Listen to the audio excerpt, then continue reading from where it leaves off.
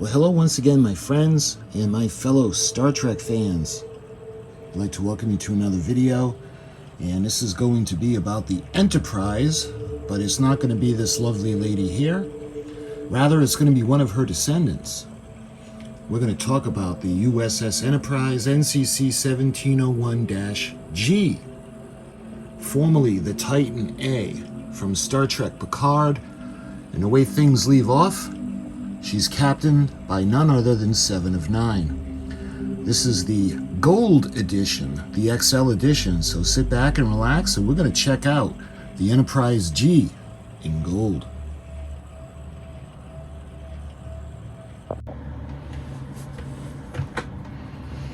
Alright, so this is how it came in the mail. D'Agostini Collectibles.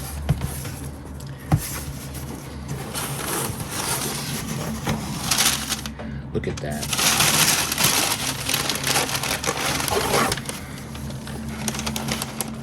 Beautiful. All right, we're going to put this aside for a moment.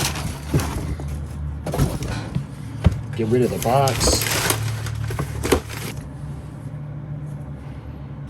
So this is by Fanhome, and this is from Star Trek Picard, the U.S.S. Enterprise NCC-1701-G.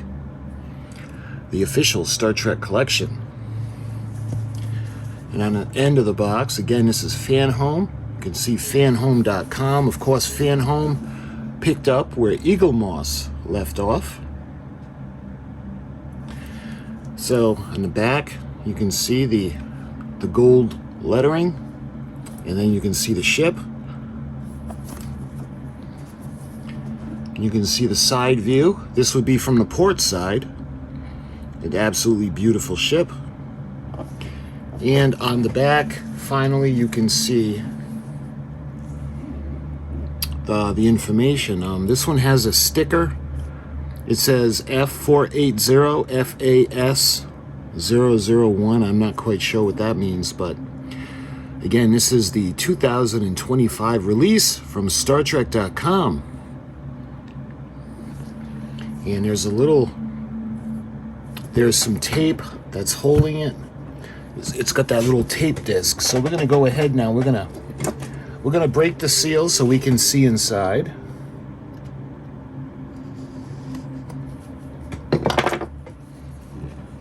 And as usual with these gold editions, it's actually a magnet that's holding the flap down. So we're gonna open it up and we're gonna take a look.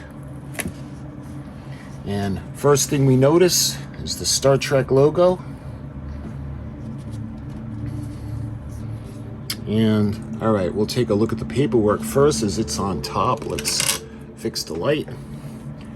Your passion in a premium version, Fanhome.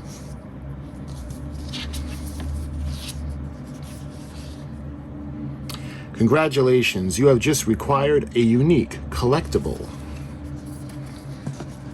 And this is the limited edition number on the bottom. You can see Star Trek, the original collector's edition, 2025. And take a look at the certificate. Limited edition. So this is number 180 out of 599. And let's take a look at the top of it.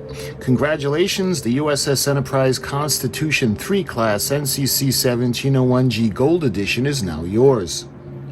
We're thrilled that you have joined the crew of this exclusive starship, and we're sure it will hold a special place in your home. Your purchase is an official limited edition replica of one of the most iconic starships in the Star Trek universe, the Gold Edition. This Gold Edition, individually numbered and accompanied by an exclusive certificate of authenticity, is a true collector's item that only a select few will own. Designed with exceptional attention to detail and faithful to the original starships, it pays tribute to the universe that has captivated generations of fans and sci-fi enthusiasts. Thank you for being part of this mission. Live long and prosper. Stay up to date with the latest news. Visit our website and follow us on social media, the Fanhome team. Now, when we actually take a look at the certificate, Again, this is the limited edition, and this particular one is number 180 out of 599. U.S.S. Enterprise Constitution Class NCC-1701-G. This document certifies that your Golden Star Trek Starship miniature is original. Through rigorous design and manufacturing phases, we guarantee the authenticity of each collectible and assure you that this is premium. Replica meets our exacting standards of quality and offers a truly unique collector's experience. And you can see the Fanhome seal. So that's the first thing that we see that's in the box. And you can see on the back, fanhome.com. So now we're going to take a look. Oh, looks like there's something else. Store this item in a dry, dust-free environment. Avoid direct contact with chemical solvents and your bare hands, as oils and sweat from the skin may affect the finish over time. So that's why I got the gloves on. Cleaning. Be sure to dry it immediately to prevent water spots or corrosion. All right. So now we're going to take a look at the book that it came with. And you can see that gorgeous. I just love this ship. From the moment I saw the Titan A, I just fell in love with it. That whole Neo Constitution class starship is just beautiful. I just can't get enough of her. And it was only fitting to have that big gorgeous ship to be named the Enterprise G when they surprised Admiral Picard towards the end of Picard. All right, when we open it up, you can see the official Starships collection in 2025. So this is more of the information, the company related information. And you can see a picture of the ship. So now we go to the U.S.S. Enterprise NCC-1701-G, and you can see the way she looks. Again, she was the Titan A. So she was commissioned in 2402. She's 560.5 meters long.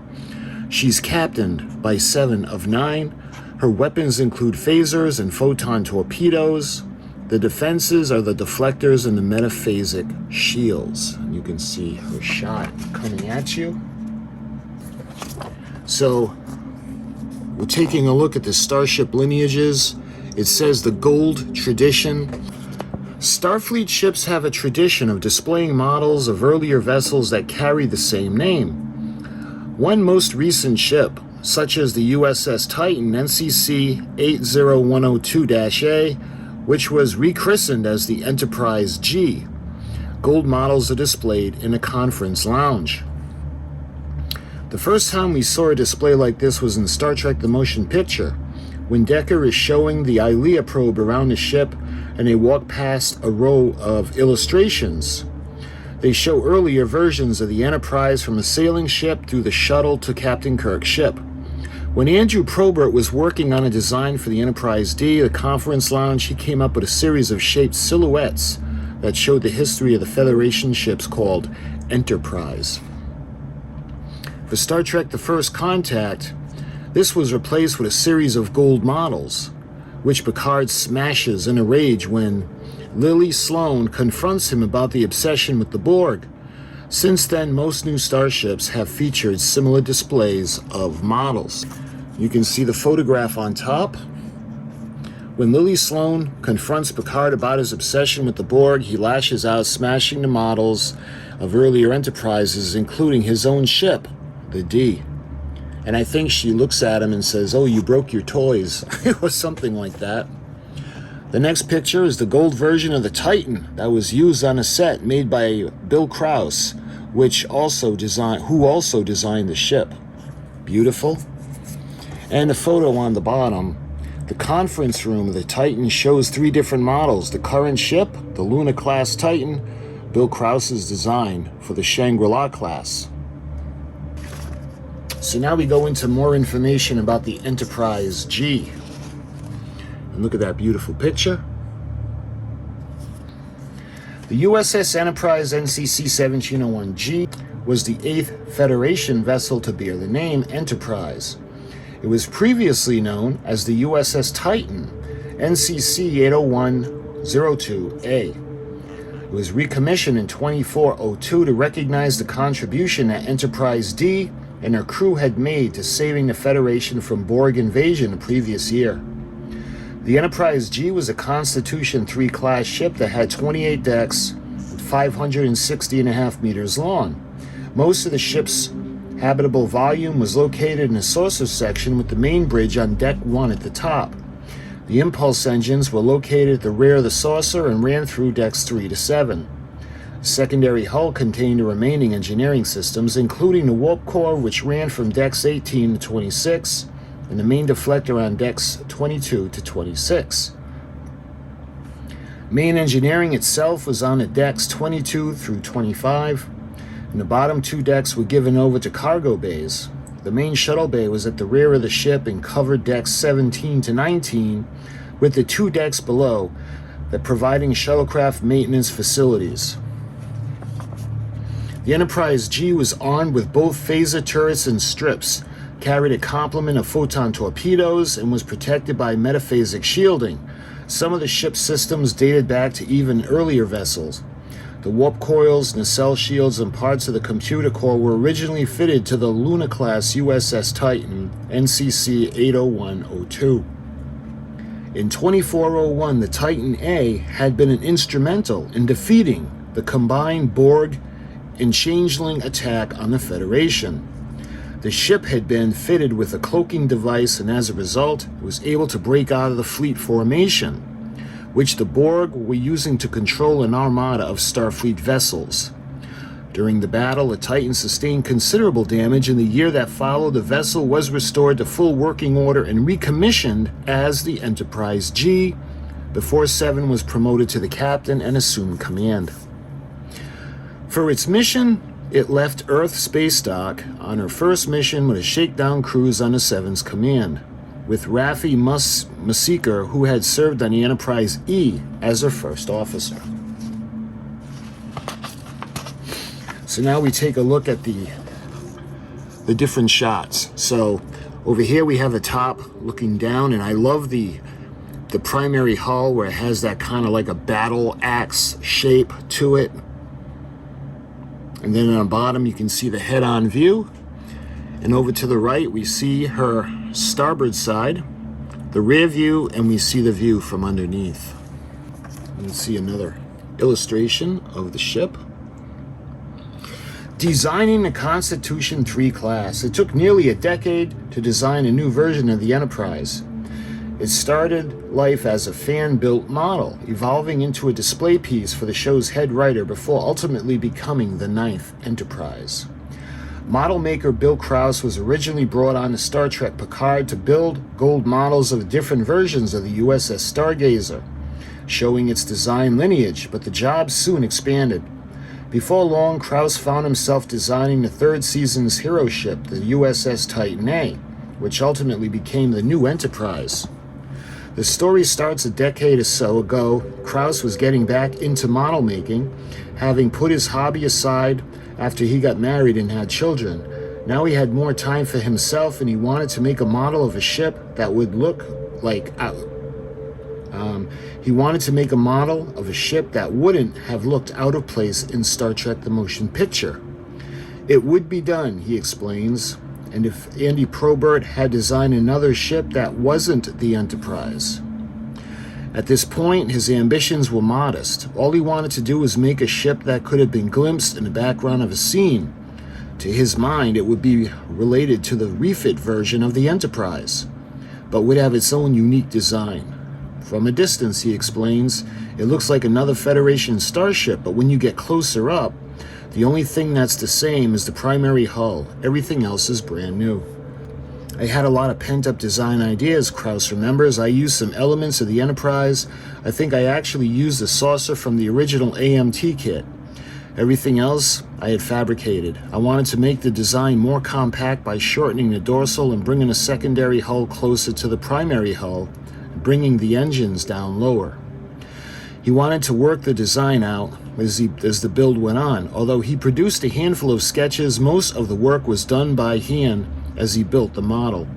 I was making up as I was going along. I was thinking about what would look cool.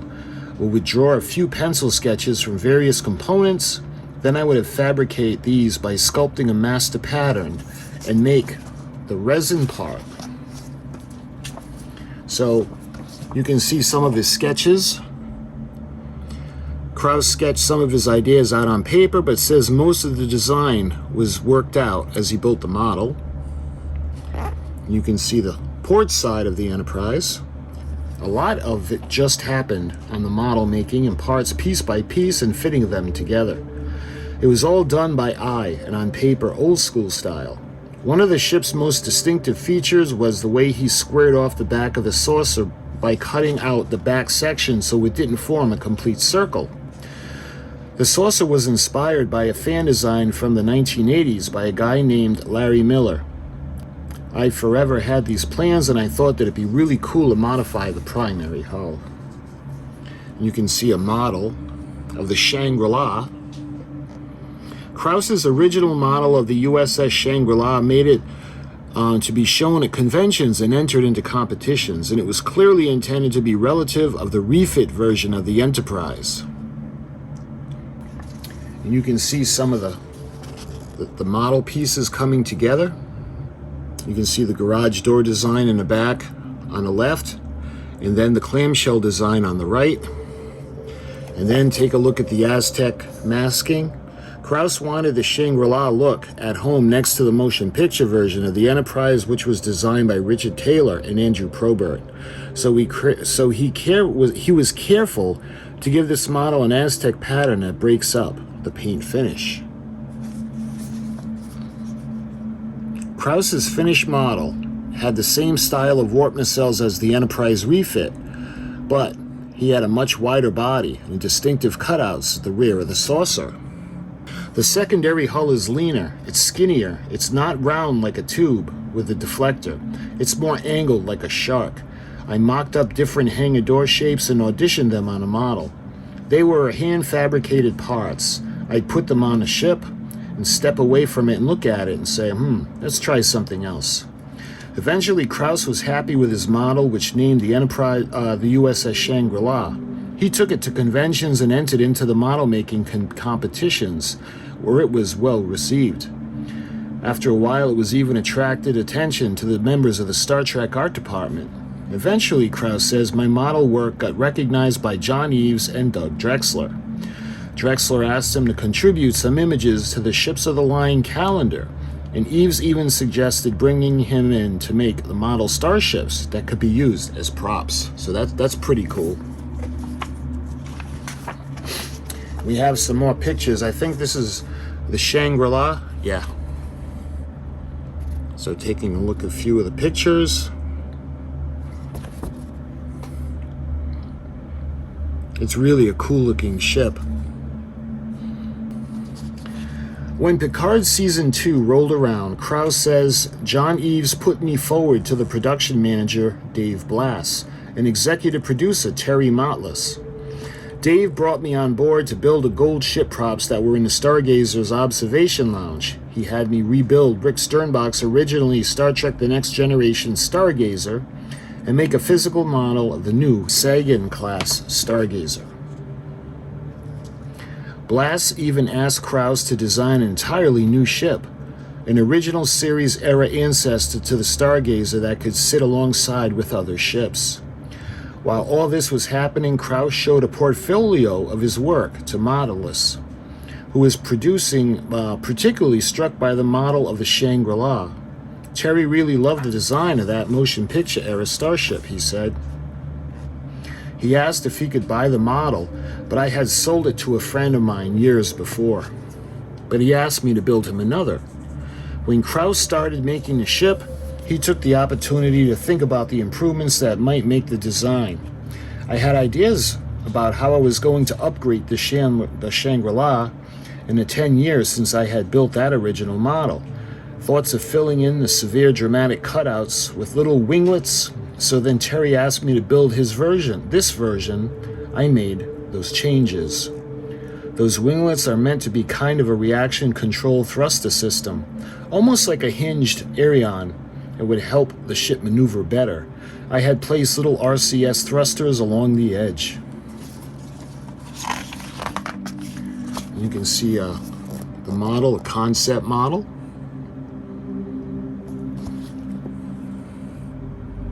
It's beautiful. Look at that. Krause's revised model of the Titan A alongside the model built for Terry Modellus.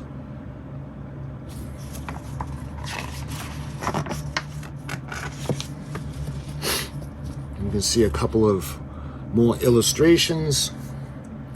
When he got the unexpected call from Blas, the first 2 seasons of Star Trek Picard had given us a different kind of Star Trek that focused on a world outside of Starfleet. But as Modellus worked on a story for the 3rd season, he wanted to return to more familiar elements. That meant bringing back the whole Star Trek The Next Generation crew and creating a fleet of 25th century ships, starting with the Titan A. New version of Picard's old ship, the Stargazer, had featured heavily at the beginning, and by the end of season 2, as production designer Dave Blas remembers, he had assumed that it would carry on to the 3rd season, not least because seasons 2 and 3 were shot back to back. We had just finished building the Stargazer when Terry pitched season 3 to us. The Stargazer's done. We have a new ship, and in addition to that, we want the Strike and the Ilios, and we want also the Enterprise D. Blas' immediate response was, how are we going to do that? Shooting was due to start in a matter of weeks. Even if the visual effects shots featuring the ship wouldn't be made for months, we still had to build a bridge set, which, as he explains, would have to feature graphics showing the ship. And take a look at some of these illustrations. Doug Drexler's first pass on a CG version of the ship that would become the U.S.S. Titan A. You can see Shuttle Bay 3 and Shuttle Bay 2. I love that design concept. You can see more of the finished illustrations of her in space. It's on the MSD, or Master Systems Display. It's in the turbo lift. It's everywhere. Jeffrey Mandel in the art department had to create deck charts. When you put numbers on the doors, you have to know where you are in the ship. What deck are we on? When you're in a turbo lift, how many decks do you go down? Fortunately, Modellus had an answer for him. Let me show you this. And shows me Bill's Shangri-La class ship. Blas admits to having been relieved when Modellus told him he wouldn't have to design something from scratch, given the schedule. Terry had already ordered it and he loved it. At this point, I said, cool. Krause's model needed some modifications. It was still designed to belong in the 2280s, where most of the original series movie takes place. I'd love to see what the folks would look like in Stargazer nacelles. Terry said I'd love to see what this looks like with Stargazer nacelles, because I think there would be more continuity and they wouldn't have different nacelles. See what this would look like with that. Any other updates you think? Blas instantly messaged a surprise Krause and asked him if he could make the modifications. Out of nowhere, I got an email from Dave Blas, Krause says. It said, I hear you are working on this model for Terry. Can we see what it would look like with a Picard-era engine? And you can see the nacelles. That's really cool looking. So I finished building the model and I was getting ready to paint it. I really didn't want to take it apart. So I said, do you mind if I just Photoshop something? He was fine with that. I had the nacelles that I had made for the model of the Stargazer, so I did something very quickly and sent it off to Dave that night. It was Saturday. Then Sunday morning, I got an email back from Dave saying, we love it. We're good to go. I have no idea what that meant. Good to go for what? I found out later that they had chosen this design for the hero ship for season 3. However, there was still a huge amount of work, and Krause was due to start work on a new job. I had to leave that on Monday and go to work on another film. They wanted all the 3D files of this model so they could get it into production. But I had hand-built and designated this model, so there were no 3D plans of it anywhere. Blas' solution was to turn to Star Trek veteran Doug Drexler in his direction, who had brought into the art department to create 3D models of their designs so that it could be sent to the visual effects team. Krauss gathered as many pictures as he could of the model and sent them over to Drexler. Got to work building the CG model, making a number of refinements as he went along. Drexler had worked on Star Trek since the Next Generation's third season. He starred in the makeup department around the time he won an Oscar for his work on Dick Tracy, before moving over to the art department, where among other things he designed the Enterprise NX-01 and the Enterprise J. Looking over at this side, you can see the other illustrations.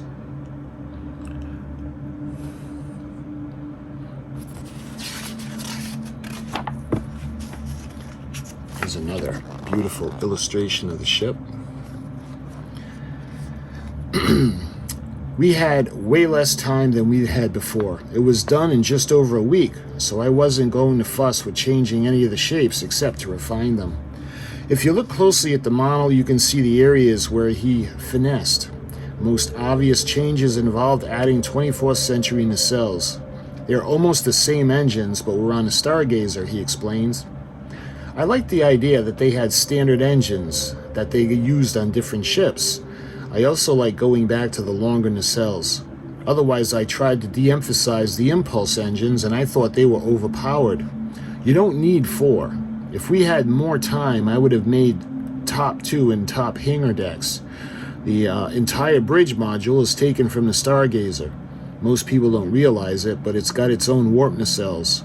I don't even think John Eves and Dave Blaise knew this, but I designed it so it could be separated into vehicles. There were actually 3 levels to it. There's a top section that could fly off, or you could take the lower section. Other areas that received attention were the size of the deflector dish.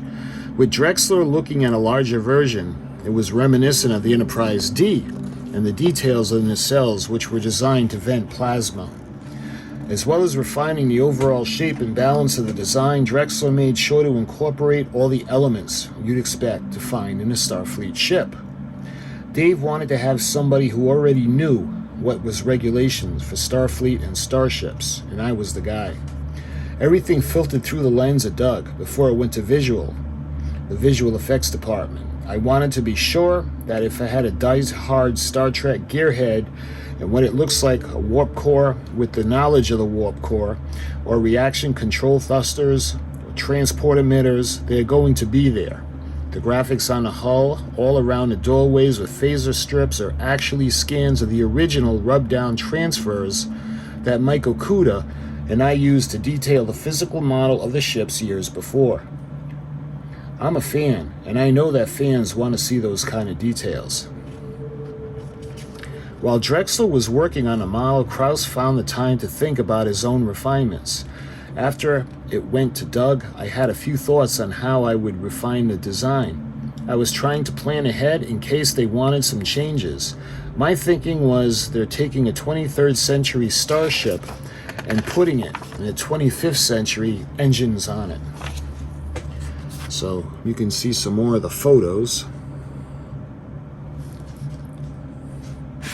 And then you can see the Constitution 3 class.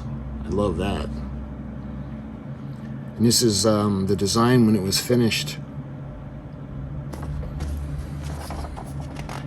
They're going to want to get more, not knowing that this was what Terry wanted all along. I started coming up with ideas to streamline the Shangri-La, trying to make it look more like the other ships we had seen in the 25th century. I sketched out some ideas, and I knew to alter the impulse deck and so on. I was ready to give them to Doug and Dave, and they said, no, we're fine. So we never needed it. Whatever Doug did, it was very good. It was that fast. A little over a week after Drexler started work on his on this, he handed Blass a full set of renders. I showed them to Terry, Blass remembers, and he said, I love it. I think it's awesome. At that point, I think we're 6 weeks out from shooting the new season. When Terry said he liked it, I was going to take it yes for an answer, very happily. Around this point, Madalis took the decision to the ship, and it would be Riker's ship, the U.S.S. Titan. This had been mentioned but not shown in Star Trek Nemesis. but a design had been created for the novels, which had been made by Canon in its appearance on Star Trek Lower Decks. As a result, the ship became the Titan A, and the story involved Captain Shaw knowing how to work the ship's older nacelles, so this team decided that the ship was an old engine design that had been renamed in honor of its predecessor. The script even referred to it as having been refit with the nacelles from the original Titan. The art department rapidly incorporated the new design into all the graphics that were needed, identifying where all the key systems and locations were inside the ship. The final touch, the dedication plaque on the bridge identified it as a member of the Constitution 3 class, a tribute to the motion picture refit, which had inspired Krause's design.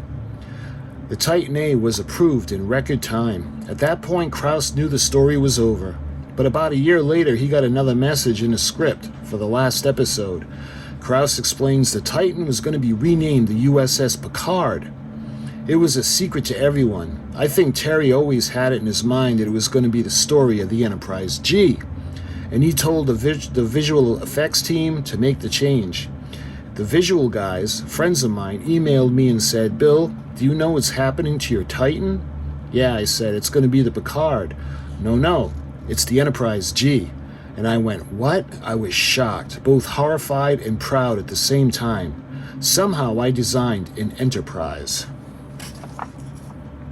So that's basically the book that it comes with. I mean, it's a lot more about the designing of the ship as opposed to the history of the ship, which isn't very long. But that's the magazine that the model comes with. So without further ado, let's take a look on what's in here. So we take off the styrofoam topping and, oh, look at that. So first thing we'll do, we have that eagle moss kind of base, and we have the number underneath. So I'm gonna take this out of the, so it's got tape that's kind of sealing it in, so let's take that off. All right, so taking a look at the bottom of the base, this is for the Enterprise NCC-1701-G, and on the back, just like Eagle Moss used to do, you can see this is the gold-plated U.S.S. Enterprise NCC-1701-G, and this is number 180 out of 599. And let's see, we have the other piece, so let's set up the base. And the ship is going to be facing, it doesn't show. All right, I think it's going to be facing this way. And just like that, the base is finished. It looks like goal posts. All right, now we're going to take her out. We're actually going to take a look at her. So there are little pieces that we can remove to actually get to the ship. And I want to very carefully, oh, look at that. She's gorgeous. She's absolutely gorgeous. The Neo Constitution class starship NCC-1701-G. And I'll take you off the tripod and we'll actually go around her, and I'll zoom in so you can see everything. So you can see the primary hull. It doesn't have any other writing on it, but this is the Enterprise G. You can see the bridge. And going back towards the impulse deck, to the impulse engines and shuttle bay 1 and 2. Now, I gotta point out, it says die-cast metal. This part, or the saucer section, is the only part that's metal. The secondary hull and the nacelles are made of plastic. So looking underneath the primary hull, you can see the phaser arrays, the sensor dome, the sensor dish, and again, it looks very similar to the Enterprise refit. And we have the impulse crystals in the back. You can see the deflector dish on the secondary hull now. In the bottom of the secondary hull, going back towards the shuttle bay. can see the shape of the nacelle pylons on both sides and the nacelles. The Picard collectors are really cool. I just love the design.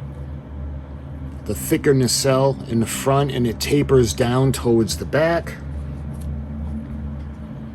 as you can see on both sides. And looking at the top view, you can see the shuttle bay door as well as the secondary hull.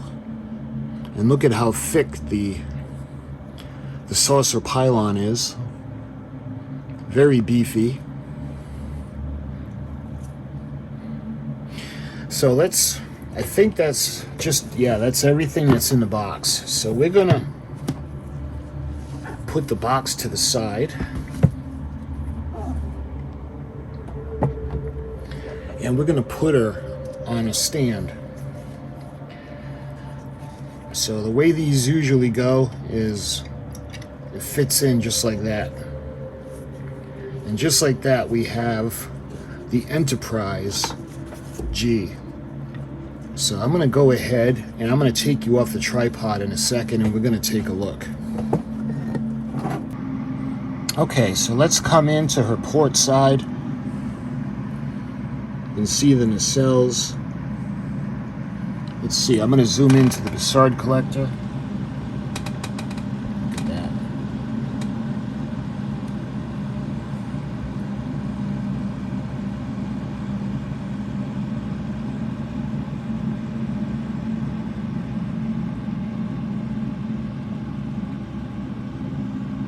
Looking at the starboard side nacelle. You can see the chiller grills. We look forward to the Picard collector. And you can see the saucer pylon where the impulse engines are. Coming down to the secondary hull. Let's swing around now. We're going to take a look at the deflector dish. How cool does that look? Looking at the bottom of the primary hull.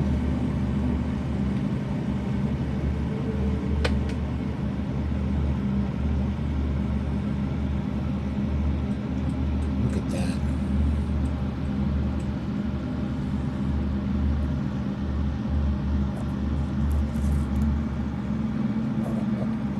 So let's flip her around, and we're going to take a look at the other side. So let me carefully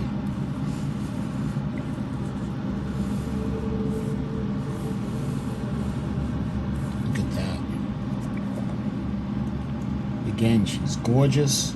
We zoom into the bridge.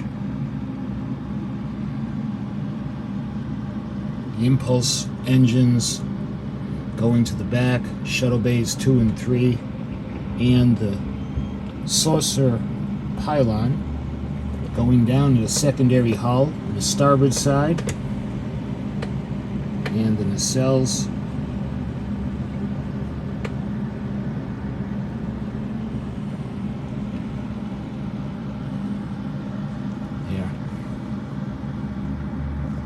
So there you have it, my friends.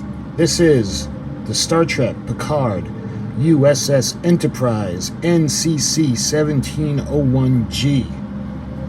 And this is the XL version, the gold edition from Fanhome.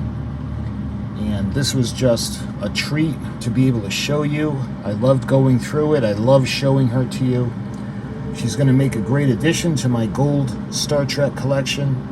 I've got the NCC-1701, the 1701 William Shatner signed edition. I've got the gold Enterprise D, and now I can add the G. So my friends, I hope you enjoyed the video, and until my next Star Trek video, thank you so much for watching, and I'll talk to you guys soon.